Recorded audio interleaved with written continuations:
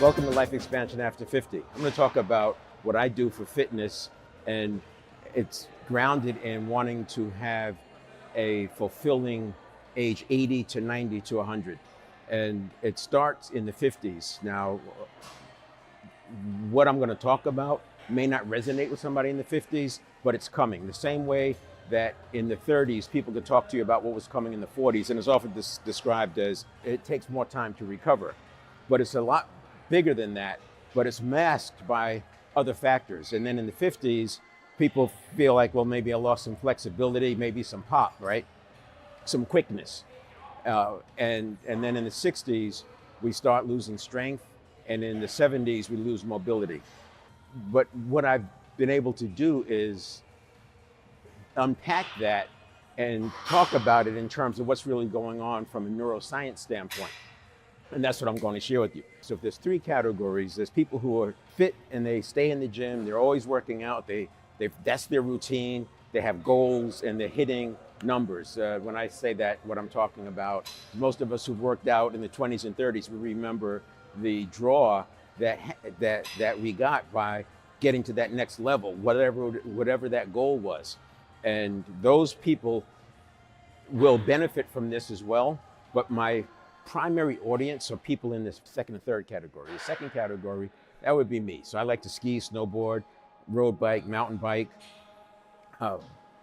play. I just love doing activities. And if I'm engaged heavily in activities, I won't be in the gym. I use the gym to enable my ability to be active and play. But I also have a back of the mind goal of creating enough muscle mass, strengthening my bones so that I'm not frail at 80 and 90 and 100. That's very, very important, because we could take the aging line, and where it may have an inflection point where it starts downward in our 40s, we can push that out all the way to over 70. In my belief, I think we can push it out close to 80. And that's part of what Life Expansion After 50 is about, to start pushing on that and providing information so people can make their own choices. And then the third group would be the people who are sedentary. So what I'm going to talk about today, it really helps with the second and third group, but the first group is going to benefit. So again, the first group, active, been in the gym, goes to the gym regularly, hits the numbers, they're happy with their goals.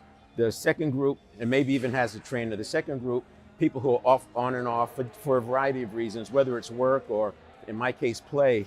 But the point is, there's always this start and stop. It's really helpful for that group. And then the third group is that group that is sedentary, hasn't really worked out. And this could include people who've been fit and they're not now, got caught up in raising families, working, etc. But if they got down on a bench, they couldn't press anywhere near what they used to be able to, and maybe have never bench pressed at all. So those are the three groups. And what I decided to do for Life Expansion After 50 is not document, but follow along, shadow my process for getting back on track. So we just finished the snowboarding and ski season. I want to get back to sprinting. Sprinting is so valuable. It helps mitochondria, builds testosterone for men, estrogen for women after menopause, serotonin, dopamine, mitochondria, BDNF. Sprinting is probably the best exercise for when it comes to building neurotransmitter, and that's the distinction I'm going to make today. But in order to start sprinting, I need to strengthen some things. I don't want to get hurt. You pull a hammy, etc., and then you're out. So it starts with doing some footwork drills, some bounding, some skips, just getting your legs moving, dynamic stretching as well as stretching. But sprinting is an all-body workout. It's the entire body. So we have to have some flexibility as well as strength throughout the whole body, or you're going to start having alignment problems. I've had neck injuries aggravated just from sprinting. And I started the sprinting in the 50s. I never ran track. It wasn't anything I did, but I knew the value of sprinting. And then you can just look around. I mean, at my age, I look around and you get clues. And who are the most muscular people that you see in terms of athletes? And one of that group is sprinters. Sprinters always have this build. Now, do they get that through exercise? Probably, but also from the sprinting. The sprinting puts a demand on the entire body. So that's where what I'm going to talk about today is how I get to that point And this routine I'm going to do, and I just started the routine about a week ago. I laid off during the ski season. There's no excuse for laying off. I ski, I snowboard, I play, I do this. But this routine I've done sometimes for 6 months at a time, but you're going to see me, I'm going to document, and this will be sort of a documentation because I'll take recordings along the way. You'll see what I start doing, and I do it every single day. And here's the distinction. The reason I can do it every single day is because I'm not exercising to failure. I'm not exercising to get sore. I want to do 2 or 3 things. One, I want to spike my heart rate because that helps with heart rate variability, HRV. Look it up. Heart rate variability correlates strongly with willpower. As we get older, it seems like we have less willpower. There's a lot of factors there, but HRV is one of them, heart rate variability. So improved heart rate variability, and it's just what it sounds like, that will improve your willpower as well as other things. I mean, remember, the heart is the core of what's going on. The brain thinks it's in charge, but the heart, to stop the blood from the brain's out. It also helps with neurotransmitter. So you probably have seen charts or data that says after 30 and then 40, testosterone is dropping and dopamine is dropping. Dopamine and testosterone both drop at least 1% per year, which means by the time we're 50, we're missing dopamine, we're missing testosterone, which makes it harder to build muscle. Now, testosterone is obvious, you need that to build muscle. What people don't think about is dopamine. Dopamine is very important because it's what gets you back into the gym. It's that, you know, in your 20s and 30s, you might recall, hey, if I could just get to the gym, then I'll be good. Once you start going and you see results, you get them. Problem with 50s, 60s, 70s is we don't always see results. You can go to the gym for weeks at a time and not see results. But part of it is because we don't have the adaptation that we do in the 20s and 30s. I used to think it was because we needed too much recovery. Now, recovery time does expand, but it's not the culprit. The culprit is neurotransmitter. We have a lack of neurotransmitter, dopamine, serotonin. Those are not brain hormones. Those are produced in the gut, but they're very important. So the short version is this. Your central nervous system, we'll call that the command center, that sends a signal through the neural pathway, and the neural pathway sends that to the muscle. But before it gets to the muscle, it has to go through this neurotransmitter called acetylcholine. And acetylcholine is what ignites the action, the contraction in the muscle. So you need glutamate, which is between the central nervous system and the neural pathway, and you need acetylcholine, which is between the neural pathway and the muscle. So if any one of those are weak, and glutamate, acetylcholine, and the synapse in the neural pathway, it's all neurotransmitter. So you can see where, if you think about muscle atrophy, where it declines, as in the 20s and 30s, I probably would guess there's probably a more correlated decline of atrophy when it comes to the muscle and neurotransmitter. But once we hit, it's more 60, 70, but I talk to people who are 50, because by 60, it feels like it's too late, they're not interested. But at 50, you still have enough going on. All I want to do is make you aware. You're going to make your own choice. But what's happening now at my age is that the atrophy may be going on a slight decline, maybe a 10-degree slope, but the neurotransmitter is like on a 70-degree slope. It drops really quick. And that is the problem. That drop in neurotransmitter, it also comes back up fast. So whereas I want to build muscle, I have to tear it down, I have to rest to let it recover, and then I can go and lift heavier, and then et cetera. I keep doing that, and over weeks that muscle grows. Neurotransmitter comes back in days, even a day. And you can demonstrate this for yourself, and you probably had experiences where maybe if you ski. Skiing is a great example. I think it applies with bicycling, it probably applies with basketball, most sports. But in the beginning of the season, I remember sometimes I ski and snowboard, and it's interesting, and I tend to gravitate towards skiing anyway. In the beginning of the season, it's sometimes difficult to put my snowboard on. I mean, something as simple as that, but what's going on, it has nothing, I used to think it was muscles, the small stabilizing muscles. And it may be a little bit, but it's more about the neurotransmitter. Those neural pathways are dormant. So the way the system works, the body's not going to overproduce neurotransmitter. It produces neurotransmitter based on demand. And when that demand hits, it sends neurotransmitter. This exercise I'm going to do, this routine I'm going to do, drives neurotransmitter, but it also communicates to the central nervous system that more is coming. And the central nervous system has a predictive element to it, so it looks forward to see, is the load, is the demand, is that going to reduce? And if it does, it starts preserving energy by not making neurotransmitter, because the brain is an energy hog. It's going to take as much as it can get. But it works in reverse too. So if through progression, the central nervous system predicts that the demand is going to keep increasing, it starts adding more neurotransmitter. So the short version is this. This is the too long, didn't read version. Muscle activation is two parts. It's the strength of the muscle, but it's also the amount of neurotransmitter available. And that is directly related to the strength of the signal. So again, there's two parts, the strength of the muscle and the strength of the signal. The strength of the signal requires neurotransmitter, and this routine I'm going to do here starts flooding the system with neurotransmitter. There's more I'll do as well, but this exercise routine floods the system with neurotransmitter, and the more neurotransmitter you have, the more availability you have for a strong signal. Why does this matter?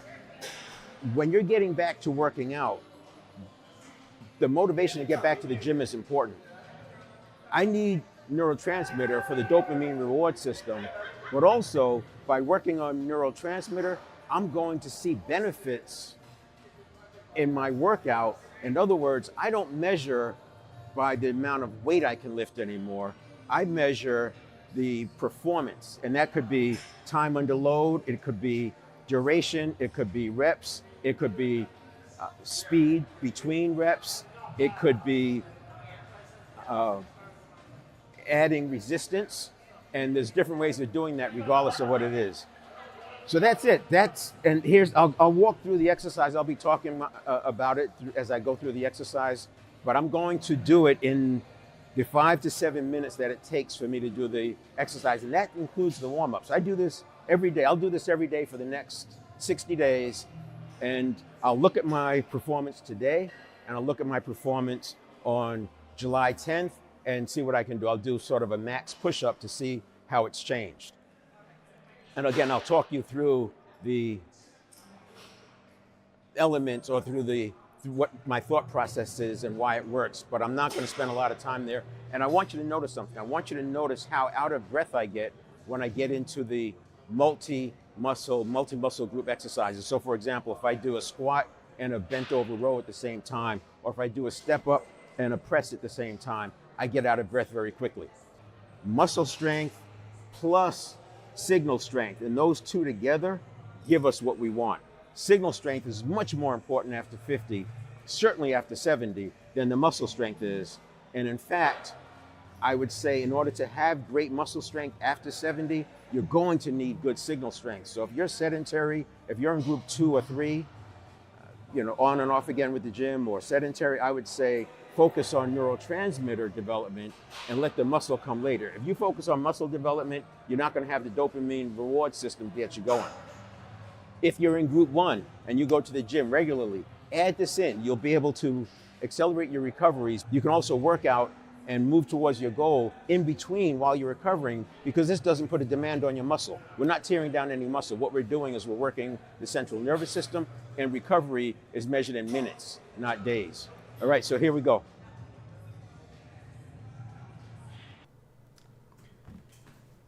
So in the beginning, I start off with bouncing on the 𝗏𝗁.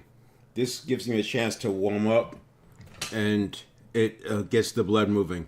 It's also a mild exercise. Sometimes I'll do it looking at my phone, catching up on social media, looking at news, watching a mind movie. And what's nice about it is no matter what my mood is, I can use this and it brings me up enough. Gets the blood moving, gets me moving. I like to say it's easier way to act yourself into a new way of feeling than to feel yourself into a new way of acting. Another thing that the 𝗏𝗁, jumping on the 𝗏𝗁 does, is it gets my lymphatic fluid moving. So keep in mind, the lymphatic fluid has no pump. And the way it moves is by us moving, especially with the legs. And that's important, right? Because it cleanses the blood. The cleaner the blood is, the less it has to work to do its job, and the more the organs are protected. So that's an important part of it, and that's why I jump. Now, I say it takes 5 to 7 minutes. This warm-up, I sometimes will take 2, 3 minutes, sometimes 4, depending on how I am. If I do it until I feel like moving to the next step. So it's more art than science. The whole workout's going to be less than 7 minutes. This is the roller. So I do this because I had a neck injury, and the vertebrae in my neck, because of my head being forward, started pinching the disc, and that created some problems. So I do this because that curve in my back, I do this to stretch that out and keep my posture right. So my objective is to have my ears over my shoulders, over my hips. Posture is important. A lot of our cognitive processing is actually physiological, and a poor posture can actually lead us towards fight or flight. It primes us for fight or flight, and a strong posture can prime us to be courageous in the face of adversity. So that's another reason why I do that roller, just to remind myself to have good posture. So here I'm getting back on the floor again. Now this wheel is great for the abs. You've seen this before, but rather than continue increasing the number of reps and getting to 20 reps and 30 reps, those exercises become boring to me. So what you'll notice I'll do here, I'm just demonstrating, and I'm just starting out again. So I'm not going to do one knee yet, but you'll notice I demonstrate how after a week or two, I'll start lifting up one knee as I roll out, but come back on 2 knees. Then I'll roll out with the other knee lifted, come back with 2, and then that will eventually become rolling out on 1 knee and rolling back on 1 knee, and then rolling out with both knees lifted, so I'm rolling out on my toes. And then here's the wall squats. I like to use a smaller ball than this. The one I have at home is smaller. This one's a little bit large. You see it pushes me forward. Now I go below parallel. One is because I don't squat enough. I don't get down on the floor enough, and I want to have that flexibility, that ability to do that. And also on snowboarding, you get up from sitting on the snow, you have to have the muscles and being able to fire to stand up from sitting in the snow. But it's also helping with squats, and as you know, when you squat, you want to go parallel. So I don't go that low when I'm doing squats. This one is the push-up exercise, and you'll notice I put the band underneath my armpits around my torso. I think the traditional way is having it over the shoulders, but it tends to roll off my shoulders. It slides off my shoulders, and I don't like the distraction where I'm like messing with my form, trying to keep the bands up. So you'll see I have 5 bands there. I have a small one, 2 small ones, then the black is sort of medium, purple's a little harder, and then green is hard. And the idea is I will do this band until I get to 15 reps, real clean, pure reps, and then I'll add a smaller band to that one, or just go to the black one, and I'll take me back to 5 reps, and then move that to 15, adding 1 a day. And I might skip and do 2 a day, depending on how much of a leap I took. Sometimes I have to stay at 7 or 8. I get stuck because just for whatever reason. And then this one is the green band. So it's the hardest one. And first I'm demonstrating that you can do a squat with this, holding on. Now that form doesn't look very good. It's awkward holding onto the band. And there I'm doing a bent over row. And the idea of this exercise, I don't separate them. I'm combining it. I do a squat and a row at the same time. It's not very good form, I can see, but the objective is engaging 2 muscle groups at the same time. And this helps a lot with the progression and the struggle on the edge of ability, because as you saw, it was kind of awkward.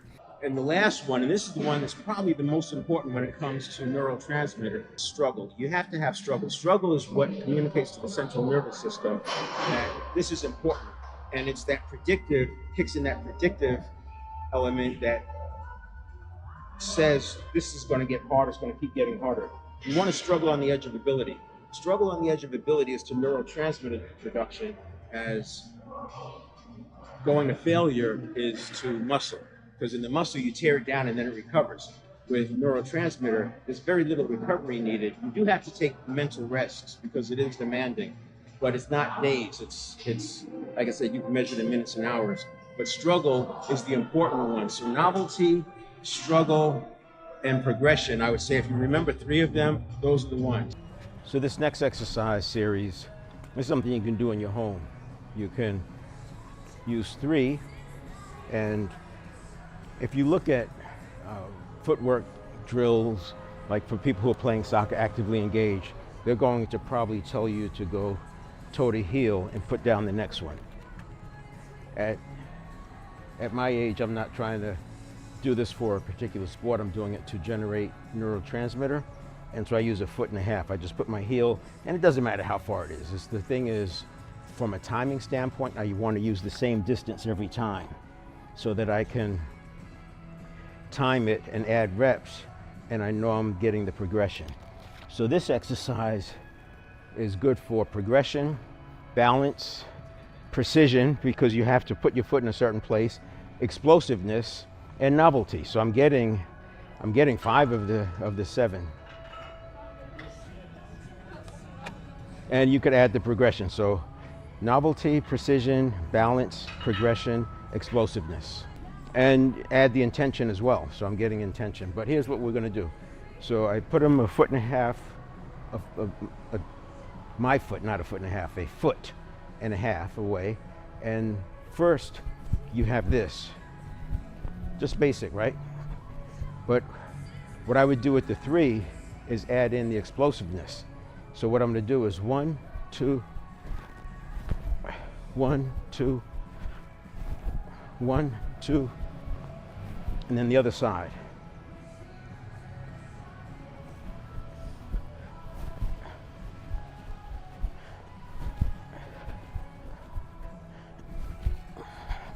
Now, this is a good exercise for you to demonstrate how well the neurotransmitter activates and how quickly it activates, because if you do this exercise, you may only be able to get part of the way to that 3rd cone.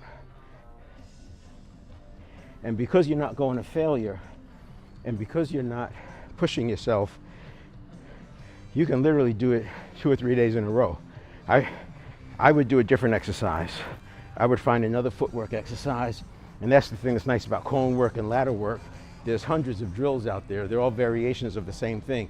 Either I'm shuffling, I'm stepping with a shuffle, I can go forward, I can go backward, I can do front crossovers, I can do back crossovers, I can alternate, and then you can mix them up. So I can go forward, I can go backwards, I can go forwards, I can go backwards.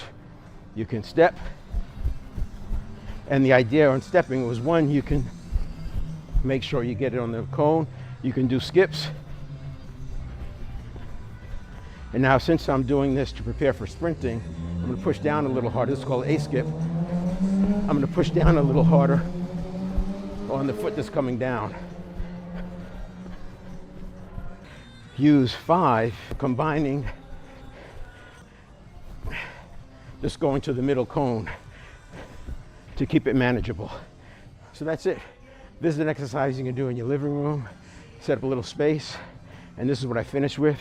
I spiked my heart rate, I spiked my breathing, and with breathing, we're exhaling the CO2 that metabolizes fat. And the bigger thing, because we'll progress through this, is that I'm telling my body, my nervous system, that there's more to come and to get ready to build up. That's the piece that's missing. After 40, we start slowing down. It goes both ways. The nervous system can project. We won't need as much neurotransmitter in the future, so take it easy. The body loves to be efficient. So it's not going to make more neurotransmitter than it needs. It works both ways. What I want to do is continually tell my system that more is coming. So there you go. This next clip is for the person who's sedentary Now, this is not an excuse to not have to exercise. The point here is I'm building a distinction between exercising to strengthen the neurotransmitter signal versus exercising for the muscle. So this is a pathway, this is an on-ramp to being able to exercise muscle. You can apply this concept to things. Maybe it's pulling on a banister to go upstairs. Maybe it's holding on to a post to hold your balance. And I'm not suggesting you fall, but perhaps you put less and less and less pressure on the post. And the big thing is progression. The context is also important. You have to have some context. And I look at context as a proxy for purpose. And that context could be wanting to be healthy and have a fulfilling life into your 90s. So I use this chair to demonstrate. You may have people who use the arms of the chair to sit down. They use the arms of the chair to stand up. Everybody's different, but if you watch somebody do that from 50 all the way to 70, it gets worse and worse. It's now like going slow, and sometimes they have to move their feet to get up. This is the same kind of situation that because people don't get down on the floor and get up, they lose the ability to get up. It's not because their muscles are not strong enough. Yes, they've lost strength in their muscles, but the bigger dip is the neurotransmitter, the neural pathways that activate a person to be able to get up. They are missing the synapse. There's a thing called synaptogenesis. Again, you can look it up. Synaptogenesis is the neuroplasticity happening, and it happens all the time, but it happens significantly at night when we're resting because the body is in rest mode, and so that's when it can do most of its work.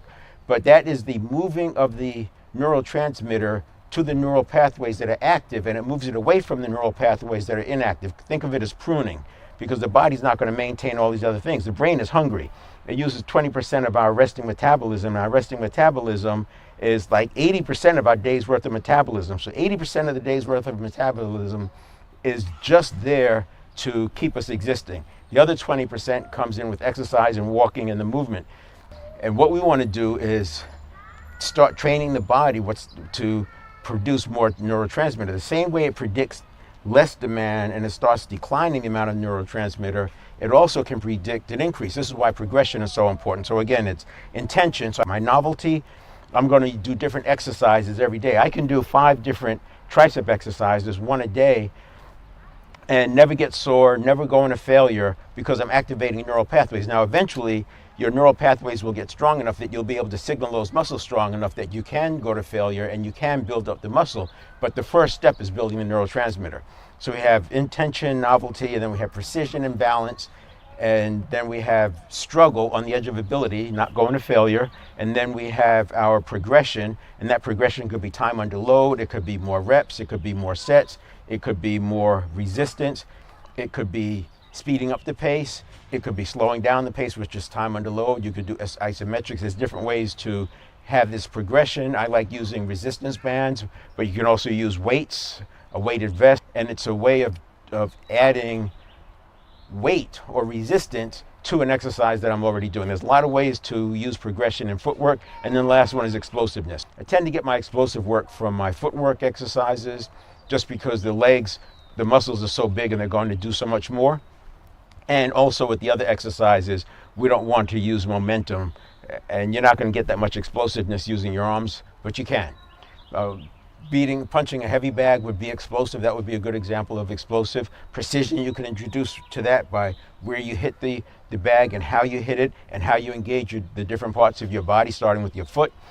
So there's many, many options. But let's say you don't exercise. Let's say we're talking to a person who has no interest in exercising, they're not there. We can start with the person who's using the chair to stand up. First, I want to have a better life at 90 than I would otherwise have. I'm going to do that by following these kind of protocols. And the benefit is more dopamine, more serotonin, more acetylcholine, which are neurotransmitters, more human growth hormone, more mitochondria, which is going to improve how your body functions. If you can't get up at all, if you can't do this and stand up without using the arms, 3 days today, we're just going to do 2 arms. Now, the progression, the way the progression works, we go way, way, way down to what I can do on a bad day of a bad week with no stress at all. So if I can get up with 2 arms, and I'll do this 3 times spread out throughout the day, just get up with 2 arms.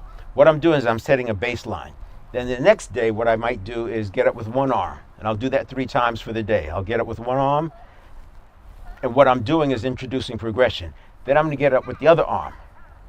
Do that 3 times throughout the day, not in a row. And the reason I'm doing this is not to have you get up out of a chair. That's going to be a byproduct. What I want you to do is experience the power of training for the neurotransmitter rather than training for muscle. The next day, what I want to do is put my hands on my knees. This is day 4. So day 1 was 2 arms. Day 2 was right hand. Day 3 was left hand. Day 4 is hands on my knees. I'm going to get up with my hands on my knees. I'll do that 3 times throughout the day. And I'm going to use the intention. I'm going to use the balance. I'm going to use precision. I'm not just going to get up haphazardly. I'm going to get up with a nice, smooth, stand tall. Day 5, we can get up with one hand. Day 6, we stand up with the other hand. And day 7, we lean forward. Lean forward until you're almost falling out of the chair and stand up. And then day 8, you should be able to just stand up and do that a few times. Now, if you can't even get up to the point where you're using one arm, then do it sitting down. So sit down with 2 arms. Do that 3 times for the day. Sit down. And then, not in a row, just spread it out. And then the next day, you would sit down using 1 arm. So we're doing the same thing. We're just starting further upstream. The next day, you sit down using the other arm. The next day, you sit down using 2 hands on your knees. The next day, you sit down using 1 hand on your knee. And then 1 hand on the other knee. And then the 3rd day, the 8th day, you lean forward, get your body weight down. So you're just doing that. And eventually, you'll be able to just sit down. Now, you can actually add some additional progression. So you can go to the point where I'm using 2 hands and 1 leg. Then I'm using 1 hand and 1 leg. The other hand and 1 leg. And then you can sit down using 1 leg. And that's just another way of doing the progression. Then you could do it with weights. You could add a weight. Keep going with the progression. Now, there's going to come a time where it flattens out, and that's as much as the neurotransmitter improvement is going to impact.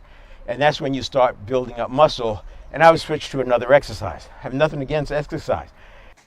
And so, as I said earlier, you can look at this as an on-ramp to the exercising.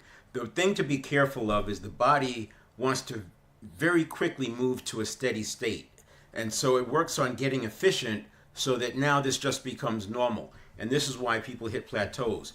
You don't want to have plateaus. You want to keep progressing. That's why I demonstrated sitting down with 1 leg, and then you could progress to getting up with 1 leg. But at that point, I would say start moving your way towards walking, and then maybe some light footwork drills, going to the gym. Obviously, you want to check with your doctor. I'm not a physician. I'm not speaking from a medical standpoint. What I'm suggesting is a way to strengthen the signal so that you can exercise.